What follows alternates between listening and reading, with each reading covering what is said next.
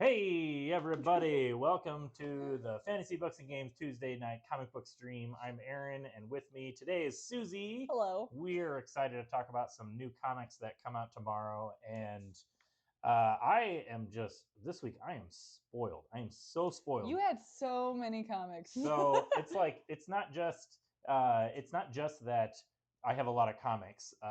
It's like a mix of stuff that's in my regular poll that I'm Yes. excited to read, but also there are four facsimile reprints of older comics coming What are out we gonna do with tomorrow. all these facsimiles? I can't carry them all. It's ridiculous, but you know how much I love me my facsimile reprints. So, and you know that's how we like to start the show. As always. So I feel a little embarrassed. We're gonna start with this one coming out tomorrow, Uncanny X Men number 133, and this is part of the famous Dark Phoenix saga run. This issue has just that awesome cover. This is one of the earliest issues where Wolverine really became Wolverine, like the way you think of him now. Ooh. This was one of the this I believe this is the first issue where Wolverine single-handedly saved the entire team. Wow. And oh yeah, yeah, it's I mean Wolverine is awesome, of course, Of but course. like you go back to this era, and this was when he was like this is the reason he's as popular today as he is. And there's a famous like I mean right at but we talked about the facsimile from the previous issue ends with that great last panel of him in the sewer saying he's coming back to get them all. And this issue has the famous scene where Chris Claremont completely lifted from Dirty Harry, Clint Eastwood. This is where he established that Wolverine is basically Clint Eastwood, where there's one last guy and Wolverine psychs him out and he's like, "Hey, bub, I know what you're thinking. Question is, can I kill Wolverine before he can reach me and gut me into shish kebab with those freaky Look at claws his of little his?" frowny face Yeah, he's like too. scared. His mask, like you can see him scared behind the mask, and but he does the whole like, "I know what you're thinking, punk. Did you fire 4 shots or five?" Basically, Sure, the classic. yeah, classic. And then Wolverine jumps at him and he doesn't kill him, but he beats him up. And but yeah, so I feel a little embarrassed though because we talked about issue 133 that got a facsimile reprint the month before, Mhm. and I didn't think about how issue 131 got a reprint the month before that. They're reprinting the entire Dark Phoenix saga, is what I'm saying. And Oh. I'm like, we're 3 months into it, and I realized, like, hey, they're just reprinting the whole Are series. you even like an X-Men I fan? Like know. what? Well, so I am glad that they're reprinting it because I only have a handful of these issues from this. This is actually one of the originals that I have.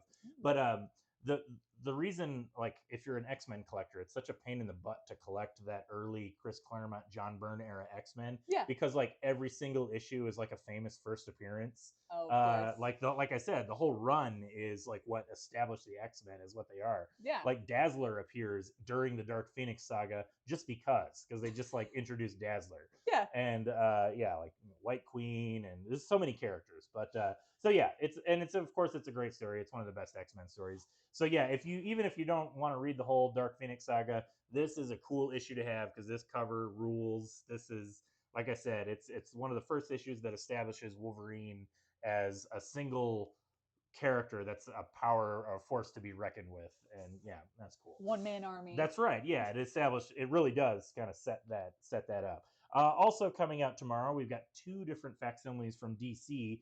First up Ooh. is Batman Adventures number 12, and this is one of those like silly notable issues because this is a key issue as they say because it's the first appearance of Harley Quinn in comic book form Oh because yeah. of course we all know she originated in the Batman animated series cartoon. Yes. And so the first time she showed up in the comics was in the comics that were for the cartoon, like in the cartoon continuity. And so this is the first story with Harley Quinn in a comic book. This is before she was even introduced into the regular Wild. DC universe continuity. So yeah, this is just a fun. I like that. Who's the creators on this? Pencil Mike Parapek. Oh, it's not who I thought it was. But anyway, I like that they get that animated the style down pretty perfectly for that's a is that a Love and Rockets reference there? That's what that looks like to me. Yeah, I've actually never read this issue, so that's really cool. But yeah, so you know what? If you see this one on the stands, it's a facsimile reprint of the original 90 something issue, first appearance, like first, like It's like a you little know, gray area. it's like, why did I talked about one of these not too long ago that was like, it's like the first appearance, but not really, because the character first appeared in like a movie or something. I don't remember, but you Yeah. know what? First time in comic, it's notable. Also coming out from DC, a facsimile reprint of Detective Comics number 37. This is what is this, from 1939, I think. Wow. This is an old Batman comic, famous, like, cool cover. I really like this. It's notable because I believe this is the first appearance of, yeah, the Batman gyrocopter, which eventually just kind of becomes the Bat plane, and also the Batarang. This is the first time Oh, they no introduced kidding. the idea that Batman has the Batarang. And so, yeah, fun Golden Age story that is drawn by Bob Kane. Um, and I just wanted to make sure I established that. But yeah, it's cool stuff. I like Golden Age Batman because it is so, like, you're so used to, like, old, when we think of old Batman, we think of like the Adam West TV show Yeah. and the Silver Age Batman comics, which are really Yes. silly. But like, you go back to the Golden Age, and Batman was pretty gritty, and like, he kills people. Like, That's the one thing he's not supposed to do. I know, but like, back in, it was the Great Depression. They killed people. It's Sure. just, that's just what they did. It was pulpy, but yeah, and then it is a reprint of an actual issue as it originally appeared. So it's got a Batman story. It's got other comics in it, which, if you can believe it or not, they're all detective characters that would appear in Detective Ah. Comics. It's just where Batman got his start, because he was a detective. So yeah, I love that they're reprinting these Golden Age comics. It's just, I like comics history, so that's cool that you get to do that. All right, one more facsimile reprint, and another one from DC. In fact, so DC is just like hitting me hard this week. This is Swamp Thing number 37. This is from the acclaimed Alan Moore run on Swamp Thing in the early 80s. And this is actually the issue that is the first full appearance of John Constantine, who obviously would go on to be a pretty famous character by himself. But yeah, so this is the issue that features John Constantine. So it's one of those key issues that, like, if you're collecting back issues, it's hard to come by, because there's a lot of people that like it just to have the John Constantine issue. When did you say this And came out? 84. Interesting. Yeah, it's fascinating to see all the different like panel layouts. Oh yeah, so this is by this issue is by the great, written by Alan Moore and art by the great Rick Veitch, and it's, yeah, very very good, very experimental page layouts, like as you can see here, and a lot of that, as I understand it, was pretty directly dictated by Alan Moore in his script, and so this issue is about Swamp Thing regrowing himself after getting killed in the previous issue, so there's just a lot of, like, symbolism in the panel layouts. Just, yeah, it's really really, like, really beautiful. That's comics. fascinating. Yeah, just really really cool. Also notable. I don't really talk about variant covers for facsimiles because, first of all, I'm kind of pedantic, and so I'm just like, well, Are you? it's not a it's not a facsimile if it's not the original cover, right? Yes. Like the definition of facsimile. Yeah. Like, but whatever. But there is a variant cover coming out for Swamp Thing 37 that I think is kind of cool. And at first, I didn't even realize it was a variant cover because it's so similar. This is the variant cover that is by Matthew Allison, who is an artist that I really like, and he does an indie comic called Kankor, and so it makes sense that he would do a Swamp Thing cover. And yeah, it just looks really cool. There's not much else to note about it other than, if you're a collector of Matthew Allison's art, you might appreciate that he does this cool Swamp Thing. It's like as you can see, it's kind of a recreation of the original Rick Veitch cover. One other thing I just wanted to note that's really cool about this book, came out in '84, and this was the period when DC just stopped putting the Comics Code Authority on Swamp Thing, because they were just like, you know what, kids aren't reading this, and we're not really interested in trying to change the story to Sure. placate the comics code. We just won't have it on there. And that was like around the time that people were starting to not care about the comics code. They Right. did add a little like ages 17 and up in the corner, Sure. but yeah, that was the editor on this book was Karen Berger, and this is kind of the beginnings of what would go on to be the Vertigo publisher. Like Oh, no kidding. her work with Swamp Thing and Neil Gaiman's Sandman. They were just like, you know what? These are really, really good books. Why are we even bothering to put the DC label on them? People don't appreciate. They wanted to kind of separate that, and Right. that's what became Vertigo. Interesting. Yeah. Okay. I have let's see, one other giant stack of comics I'm going to talk about very, very briefly. We're going to get onto like new books that are coming out tomorrow, but these are not actually new issues. These are uh, second, third, fourth, fifth, and in one case, the 11th printing of Transformers #1 from the current Skybound series. And you know, if you've been watching this stream, and I think maybe only one of you tunes in every week, but you know, I do love me some Transformers comics. And tomorrow, if you're trying to get caught up on the series, there's a whole lot of second, etc. printings coming out. Like I said, 11th printing for #1. We've got a 7th printing for #2, 5th printing for #3. And Wow. I don't, this, I just want to, this is the only one I'm going to stop on because this is a beautiful cover by an artist I really like, Steve Scroce.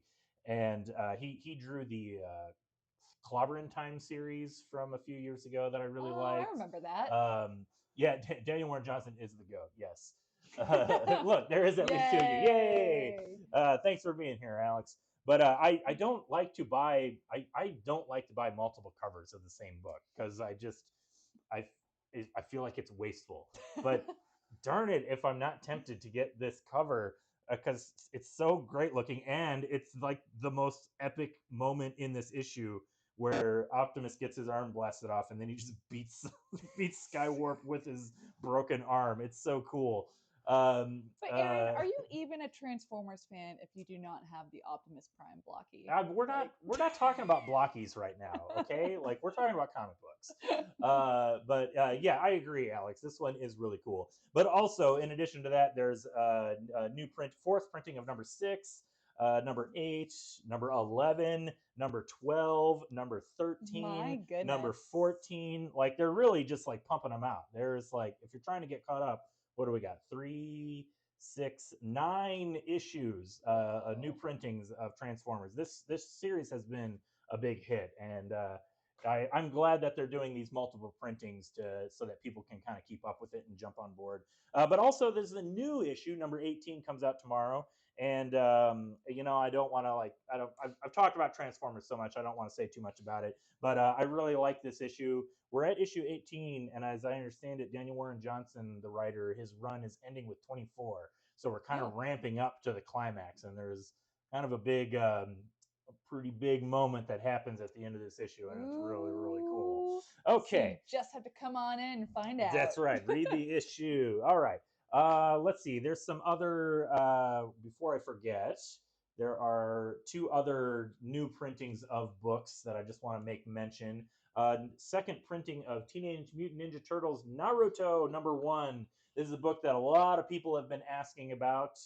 #1 sold out pretty quickly, so very glad that it's getting a second printing. Also, this cover by Jorge Corona. Did I pronounce You that said it correctly? correctly. I always want to say George for some reason. But yeah, Jorge Corona, and who's currently drawing the Transformers series that Yes. I was talking about. So yeah, His ink work is just insane It- all the time. yeah, he is just an awesome artist. Yeah, there's a big moment at every Transformers. You're That's true. correct, but they're really big into they're really building to the biggest moment for the final issue, no doubt. But yeah, so I haven't really followed. As I think I made this joke before that I'm really glad that Ninja Turtles are crossing over with Naruto for all the kids younger than 40 that read Ninja Turtles. But for guys like me who are over 40, we have the Ninja Turtles He-Man crossover. There you go. So I just like that Turtles can be for everybody, and that's great. So And yeah, still not Daredevil as far as we could tell. I saw a fan comic actually not too long ago. So Ah, they're out there, but I'm a little surprised that there hasn't been an official official one. one. And if there is, then I guess I sound like an idiot, but I'm not aware of it. All right, another second printing coming out tomorrow. Tomorrow is like So much. so much old stuff is re-releasing tomorrow. I But saw the wall of Transformers. I'm like, it is Aaron's week. yeah, Like- yeah. But you really think they released like 12 No, I issues know all how in one comics week? work. I I just like, know. wow, look at all these. Yeah, it's pretty cool. Experience. But also a second printing of Bug Wars #1. So if you missed this one, grab the second printing. I talked about this issue when the first printing came out, but I really like this comic. It's written by Jason Aaron, art by I think it's Mohammed Asrar. I don't know if I'm pronouncing that correctly, but he's worked with Jason Aaron on lots of stuff. And this comic is cool because it is basically. I do have to be careful which page I turn to. Gosh, the amount of detail in that spread is really insanity. really beautiful art, and I really like that it's this comic. As you can see from the cover, it's basically, as you can sort of see from the cover, it's basically just Honey, I Shrunk the Kids meets Conan the Barbarian. And so yes, that is a type of thing that I would like. Yeah, so I've been recommending it to everybody. So second printing of #1, get on it while you can. Okay, I've talked enough for the last like 20 minutes. Wow, that has flown by. I know it really has. Well, it's just all this old material. Got to talk about. Let's talk about something new. And Susie, I'm going to have you do it. So you talk about something, whatever you want to talk about. All right. So tomorrow is a continuation of that series of pairings that Marvel Mhm. is doing with like weird combinations of people. So the first one, you were a bit like lukewarm about it. It was Mhm. the Rocket Raccoon versus And Doctor Doom. Doctor Doom. It's not versus. Yeah, they're not versus. They're teaming up. It's Teaming like up. weird team ups, and they're all specifically. I'm sorry, I don't mean to cut you off, Susie. They're all specifically written by J. Michael Straczynski, who is a writer that I run hot and cold on, which is why I wasn't too into the Doctor Doom Rocket Raccoon. And then what was the second one? I did like the second one. It was Captain America and Volstagg. Okay, that's and that right. one had some great like humor elements. Like the first one was like going for comedy. I think Mhm. the second one is like a bit more like more people would find it funnier than the last, I would say. This one though I'm a bit iffy on. So this one is Nick Fury versus Fin Fang Foom. Hey, all right. Said it correctly. Said it Yay. correctly. Yeah. And so it takes place in like the 1940s. It's before like the U.S. is entering into the war. Mhm. And What's this character's name? they said it in the comic and I forgot. That how could you forget that bowler hat? Happy. No, that's not Happy Hogan. That's Dum Dum Dugan. Oh my bad. That's totally two different characters. There was another person that was in there that was named like I'm Happy McGee. Happy McGee. I don't remember that one. Something crazy. Anyway, continue. So it's going into this one guy is hiring Nick Fury for one more mission, but it's like it's not a military mission, it's like a civilian one because this is off the books. And they're saying that all these fighter jets are like being taken out and they have no idea what's causing it, and so they need him to go in and investigate. And one of the survivors of the last attack said it was a cloud with like teeth or something like that. Yeah, it was a as he's cloud with standing teeth. there. That's it right there. And this leads into something that I find is a little bit silly for like these kinds of comics, Mm-hmm. is that the typical response is like, that's crazy, that could never happen. And like Yeah. so many other superhero things have like already occurred. Yeah, to this yeah. point. I mean, admittedly, like World War II is like early in this of superheroes in the Marvel universe. Right. But you're right. They had Captain America. They had the Human And Torch. I think this is like just before Captain America was introduced because like I don't want to say the ending for like Okay, well, okay, so it is early, you know. yes. It's before the Fantastic Four for sure. Yes. But like some strange things have occurred, I know, in this timeline. So it's funny that they're like, that's impossible, you're ridiculous. Like there can never be anything like that. That kind of thing always bothers me when you have like, and it's a superhero thing too. I think more often with superhero genre comics where they want to like represent the real world. So you have all these like skeptics, and I don't understand how a skeptic can exist in the Marvel universe where you have Doctor Strange regularly flying around and opening like dimensions and alien invasions. And it's just like anytime anything happened in the Marvel universe, like if I just like lost my wallet, I would be like, oh my god, aliens took my wallet. Like it would be perfectly logical to Yeah, it's believe that. plausible. Like it's at the very least plausible. It is a non-zero chance Right, that something right. like that could Yeah, happen. like my car ran out of gas. I did not forget. I just it was some Yeah. kind of Oh time man, they warp. teleported my Yeah, car. yeah. Like I would just assume that for everything. Yes. So they had like a little bit of that. And I will say my second issue with this comic, and we will spoil what the big angry cloud is, as obviously it's Well, on the obviously cover. it's Fin Fang Foom, right? Right. And then there's like a big double spread where he Yeah. shows up and it's all epic fight in the sky. Oh, But there is one biplane. That's pretty thing cool. that's missing for Fin Fang Foom. Yeah. And I thought that was his brand. And that is his purple shorts. Yeah. See, this it's funny that you say that because that's like a perfect example of what aliens don't need money. That's true. I guess. I mean, anyway, the point is, that's a perfect example of one of the reasons I don't like J. Michael Straczynski is because I feel like he takes comics too seriously in a way, which is especially weird to me because this is supposed to be kind of a comedy series. Like it's supposed to be Right. really jokey. Odd pairings. And odd like, pairings. And seeing how they bounce off each and other. I'm just like, why would you not draw Fin Fang Foom with his giant purple shorts? And we all know that the reason they drew him with giant purple shorts in the 50s was because it was against the Comics Code Authority to have any nudity, even if it's a dragon. And so, but he's not like a mindless monster, like right. animal. Like he's a person, he's a sentient being. Yes. So they drew shorts on him because, you know, whatever.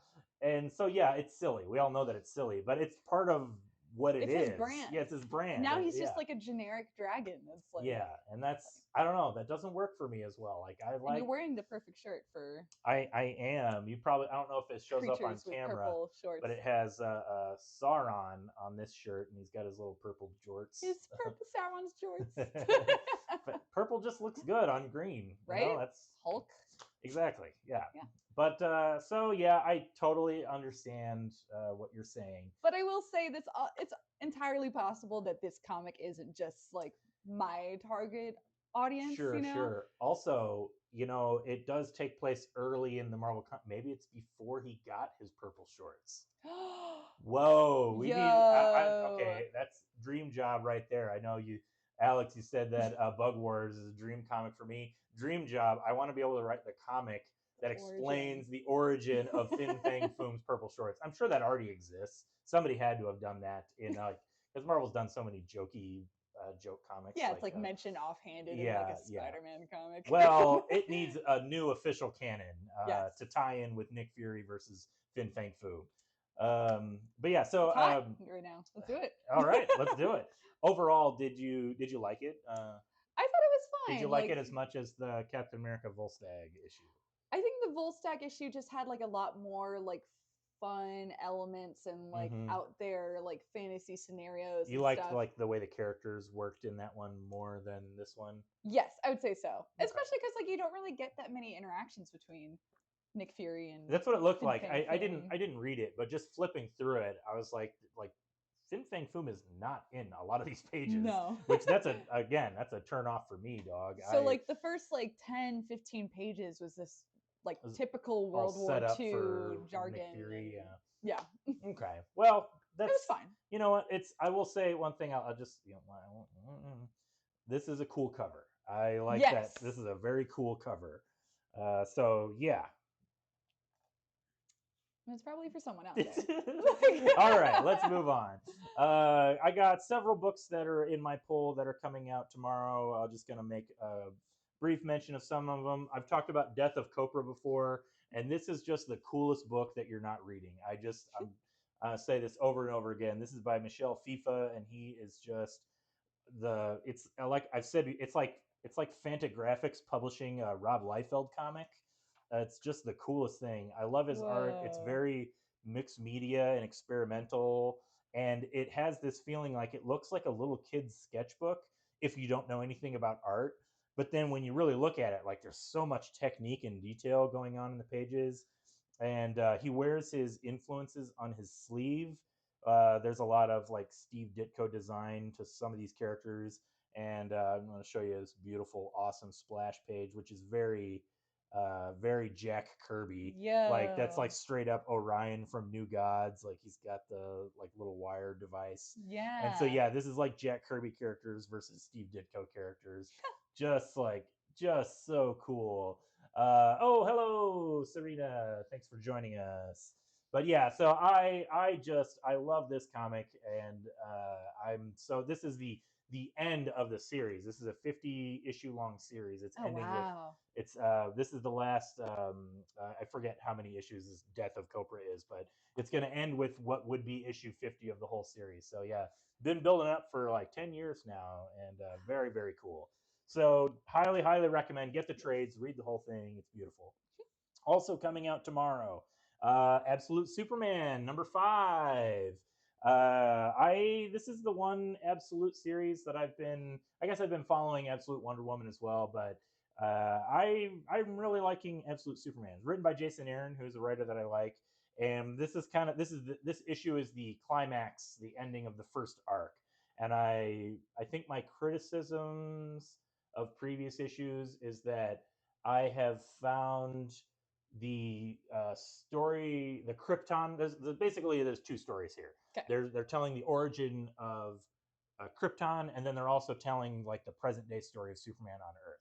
And the Krypton stuff I find much more compelling. I just think it's really neat the way they're reimagining Krypton, and it's it's a little timely with how they're facing environmental extinction, and it's been politicized, and it ends in a huge catastrophe. Not many people can relate to that these days, I'm sure, Not but at all. It is going so great out there. yes, it's just everything's great.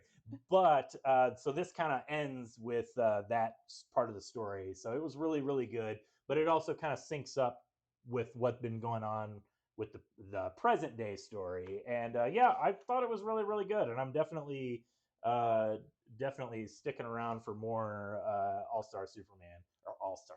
All Star I Superman. knew I was gonna do that. I mean, so it doesn't help that. Oh, yeah, I thought that was embarrassing with me, that little slip up. At least I didn't fall off of a chair. But yeah, absolute Superman, really good. Highly recommend it.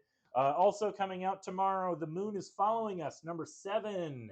We are building to the climax of this series as well. I think it's a 9-issue series, and again, I'm not going to spoil too much. I know Alex in the chat, you've been following this series. It is really good, and I will just say I really like the way this story is developing.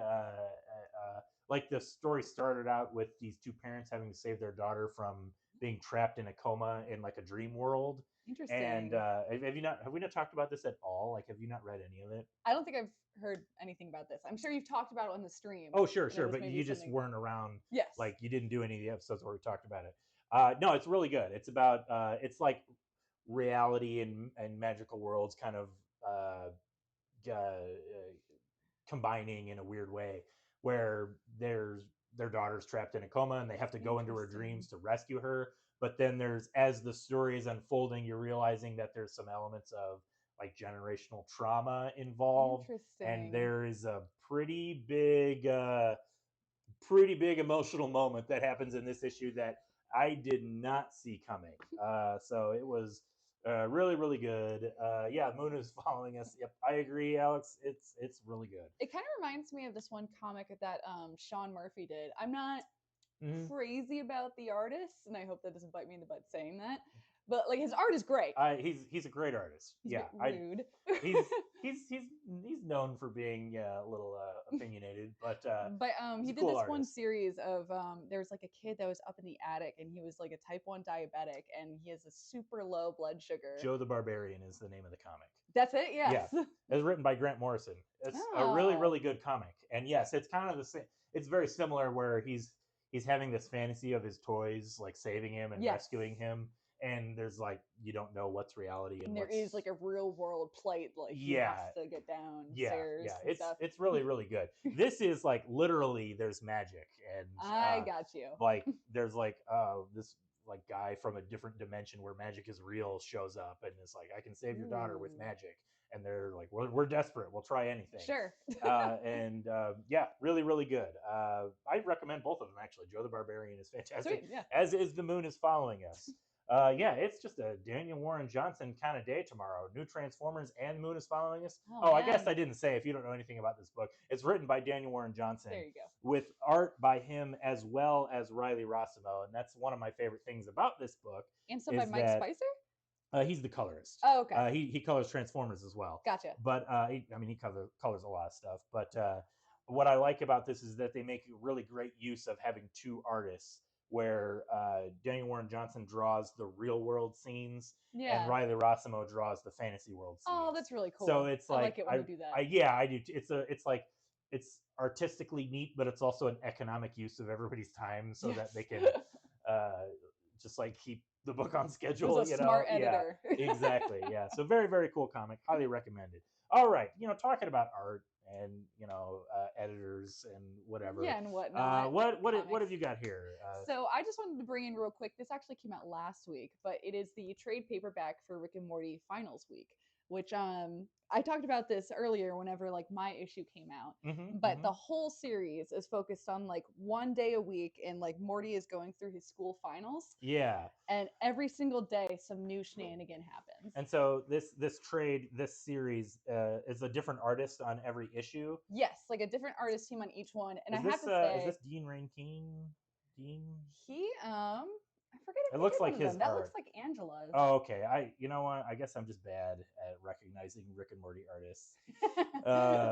Anyway, go on. I'm sorry. Yeah, so like the first one, it's like a Sherlock Holmes kind of play. I think there's another one where it's like Summer going into a video game. Mark Ellerby's one was really good, and it was focused on like Space Beth, and it was like weird about like religion and history and theology.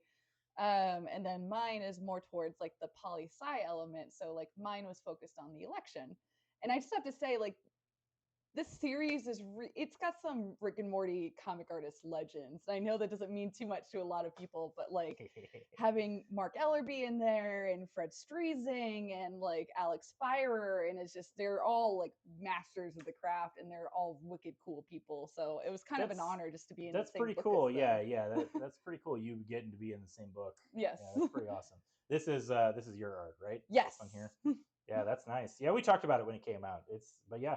Yeah, and colors by Meg Casey, and she is married to Fred Streising, the other artist. So like, they're such a cool power couple team. Very, very cool. Well, that's awesome. Yeah. So if you missed the issue when it came out, now you can get the whole series right here, featuring art, a whole issue drawn by this very Susie Blake. So come into the store and buy it, and you can get a little signature, a little doodle on it. She likes to draw that one character your favorite character, whose name I hate saying. You gotta say it. I'm not saying it. It's dumb. This is a kid-friendly stream that we do. Oh man. Yeah. But yeah. So yeah, that's awesome. We finally got these in stock. Yes. Very, very happy to see it released. Congratulations, Susie. Thank you. Yeah, it's really cool. All right. So there's a few other books I want to talk about. I got a couple of new stuff. Actually, let's talk about on the subject of finally getting something in stock. I know that it's been tough to keep up with books that come out through Diamond because their shipping has been all over the place for a long time now. Yeah. So I'm very happy that we finally got a copy of Savage Sword of Conan number 10. I love me some Conan. We've already made references and jokes about that on the stream tonight a few times. But this issue is pretty cool and notable because the story in it is written by Roy Thomas, who is a veteran of the comic book industry. He was editor-in-chief of Marvel for a while in the 70s, and he's responsible for bringing Conan the Barbarian to comic book form, and he wrote a lot of the early comics with Barry Windsor Smith. Wow. So it's cool that Roy Thomas is writing a new story with probably my favorite current Conan artist, Roberto De La Torre, who also, as you can just see from looking at these pages, has a really cool classic, looks like John Buscema, a little bit of Barry Windsor Smith, but you can tell he's definitely learning from the masters, the old masters. And I liked this one a lot, and probably because it's written by Roy Thomas, it feels like classic Conan. Actually, you know what? I'm flipping through these pages, and I just realized this is what I'm going to have to be careful about which page I turn to, because it is a Conan comic, and it is the Savage Sword of Conan, which they are allowed to be a little More risque, gritty. a little more blue than the regular Ah. series. But yeah, very very good comic. I highly recommend this series. They're on issue 7, and And it is I'm really glad that they're cool keeping it going. that they kept it with just the ink so you could like really admire like all of Yes. like the different techniques that he's using Oh, as I mean, opposed like to like his art is so colors are beautiful. great, but like the fact that you can see this in its like purest form. Yeah, and that's partly why I like it, because like you really like in this format, you really have to be a strong line artist, and you can really appreciate just the way they use the inks for shadows and definition and create texture and depth and all of that fancy art talk. Like I just just a really tiny bit of really ink like it. wash so he could like separate out from like the rest of the Yeah, yeah. background. But yeah, very very cool. And yeah, so it's an awesome comic. Conan fights a guy that got turned into a tiger, Heck and yeah. yeah, so where tiger. I don't want to spoil it, but yeah, where tiger. So Amazing. very very cool. All right, a few other. I guess these are new. Yeah, well, I got one more that we will briefly talk about. I can't talk about this one too much. I just wanted to mention that there's a Green Lantern Corps #2. Ooh. There's a, I think that's one of my cat hairs. So come in and buy comics from Fantasy Books and Games. You get cat hair for free as a bonus. Um, but I saw this one off the shelf. I didn't read issue 1, so I can't really tell you anything about the comic. But I did notice this striking variant cover, and it's. I hope it kind of picks up on the. I hope it picks up on the camera here. This is a variant cover that has a. I'm blanking on what it is. Like a A window. clear plastic. It's a clear plastic over cover that you can see the like the joke here translates to this is like The the Green poster. Lantern propaganda poster with I think is this character Morg, I think Mog, something like that, and then The irony of asking me a question I know about about comics. Green Lantern, and then Guy Gardner, defaced it with his graffiti, but like the regular cover just has the graffiti and it looks good. But this is a lot of fun. That's a This cool gimmick variant, yeah, cover. it's a cool gimmick cover, and I just wanted to point that out. That you know what everybody likes to make fun of me because I complain about variant covers. Oh, do I like the Green Lantern haircut on Nathan Fillion? Yes, Wow, yes. The it's answer is yes. well, it's funny. It's funny that you asked that question because I actually have a long and complicated answer to that, and I'm not joking. But since we have a little bit of extra time here, Oh I no. am going to give you the long and complicated Oprah answer. Smash, what have you done to us? Thank you, Andrew, for asking that question. Well, the short answer is Did you yes, stalk him? yes, I do like it. Well, you know what, it's yeah, I do like it, but I do. So there's like I hate You're internet. getting redder just I know talking I'm getting about worked up. I hate internet discourse. No, see that's exactly it. It's comic accurate.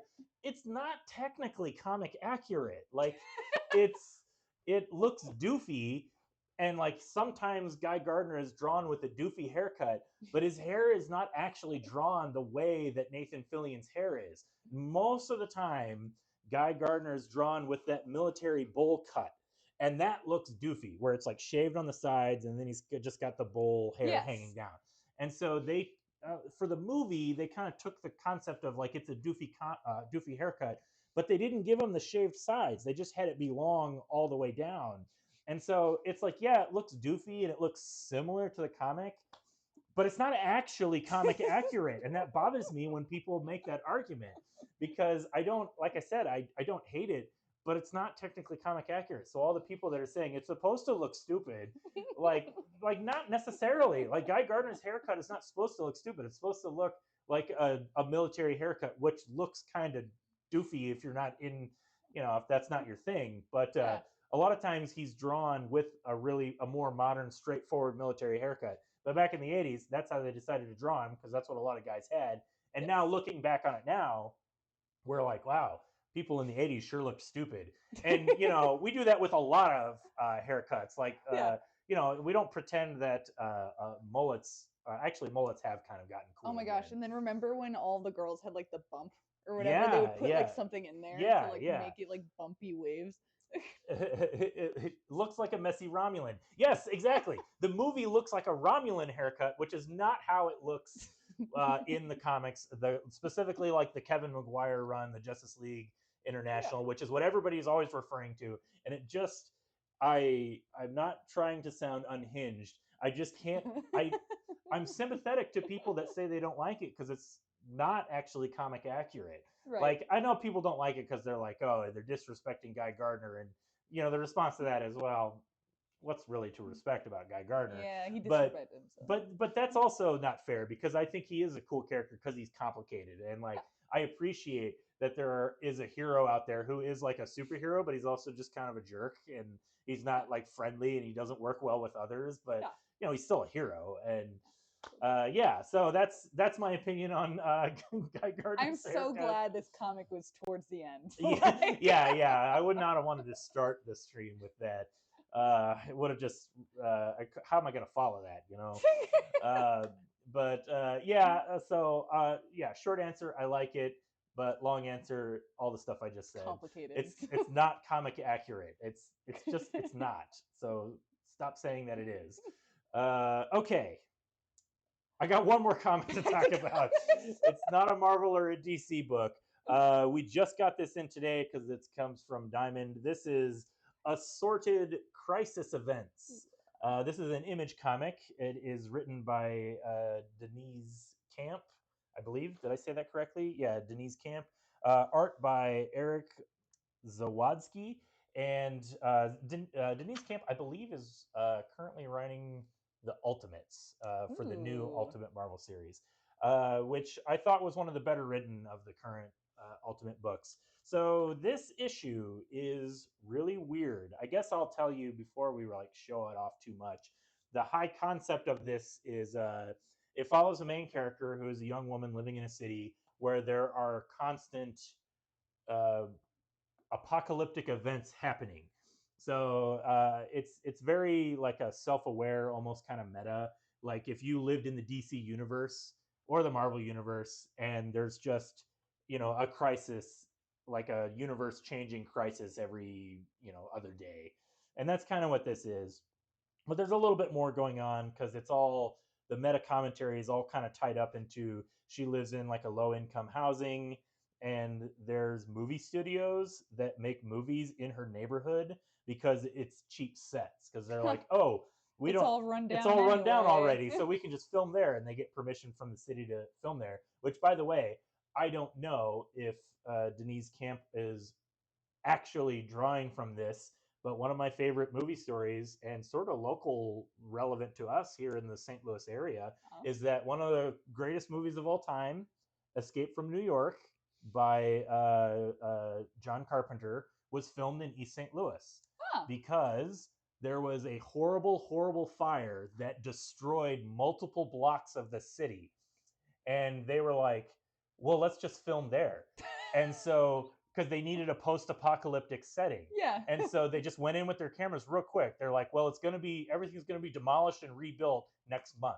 So they Oh, had like 2 man. weeks. They got Kurt Russell in there, and oh, who else is in that movie? There's a couple other people in that Yeah. movie. Lee Van Cleef, Of and course. they just filmed in the middle of the night in East St. Louis for 2 weeks straight, filming all these scenes because they just needed a rundown neighborhood, and so that's why it all looks so authentic. Like it's New York, but that's why it looks so trashy because it really is them just filming in Like actually actual burned rubble. down East St. Louis rubble. Dang. And yeah, it's just like they didn't have to build sets. It's literally just Kurt Russell walking through a destroyed home or My God. like storefront, and yeah, so that was definitely a vibe that I picked up on in this comic because there's, like I said, there's that whole bit with them filming in this neighborhood because it's so run down and destroyed.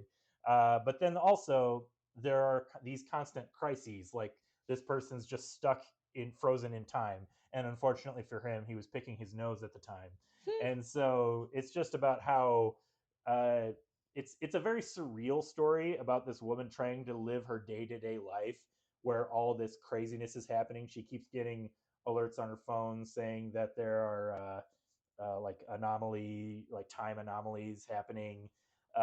She goes to work and the business has no record of her working there because they're probably phased through with a parallel reality where she doesn't exist. Oh my god, And this so is she's surreal. it's very surreal, and she goes to like visit her parents' grave, and they just disappeared one day. Nobody knows what happened to them.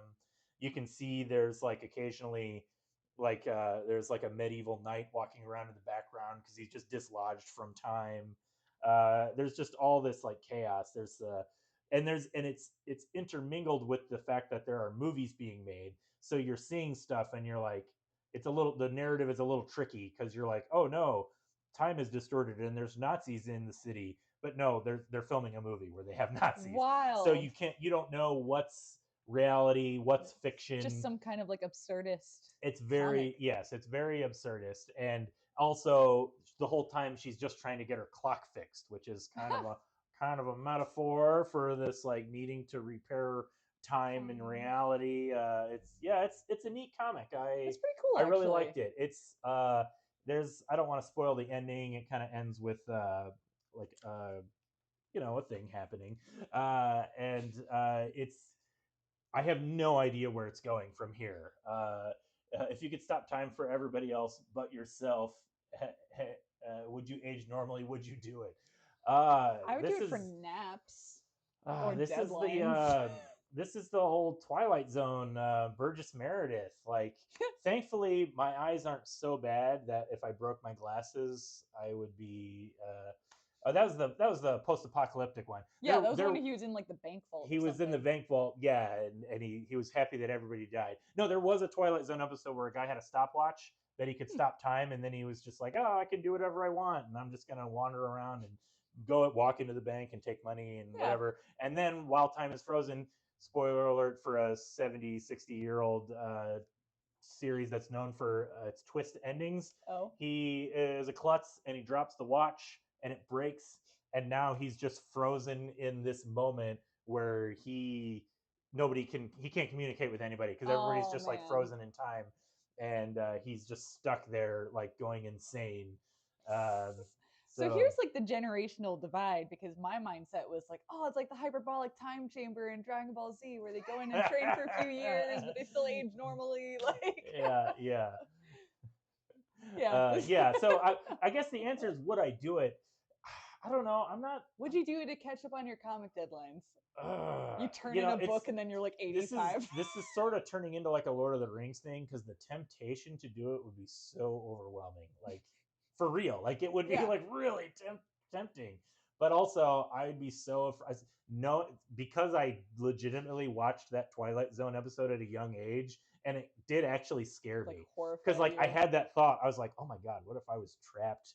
Like, and everybody was frozen in time and I just like died. Wow. If I was just trapped forever in this moment. And Would you press the button? yeah, I don't know if I would because I'd be too scared because I'm kind of a big chicken. But yeah, so good question. I don't know, Oprah Smash, would you do it? Let us sound Let us off know in the comments sound off in below. the comments if you would freeze time for yourself. But yeah, okay. So I'm being instructed that I need to bring this comic home, so I will be Yes. doing that. And just Oh, once, you yeah. just doxed two Jezebels. I can't believe I've you. said that many times. I have to be careful He's about. doxing I'm everyone. just like, I'm in a dachshund mood tonight. Yes. Susie, her last name is Blake. Whoa, no. Uh, also, No, no, no, no, no. I knew with the Sharpie being there, I was waiting for Dan to show up in the comments to it's just tell me to giving me strike anxiety you. the whole time. Okay, we're done for the day. Thanks everybody for tuning in. All right, you get that Sharpie out of here. Yeah, thanks for checking out the stream. We're having too much fun tonight. Yeah. Like our friend Dan says, there's comics out there for everybody, so you should go out and buy them. Preferably buy them from us here at Fantasy Books and Games, but get them from somewhere, but you should get them from us. You've been warping the expression I like change it every every time. so. I know. I try to see what kind of things I can add on to it Yeah. and change it. But yeah, come on down to Fantasy Books and Games Buy Comics because you can stalk Susie and talk to her about comics. And yeah, all right, that's it. We'll see you all next time. Thanks. Bye, everyone. Bye.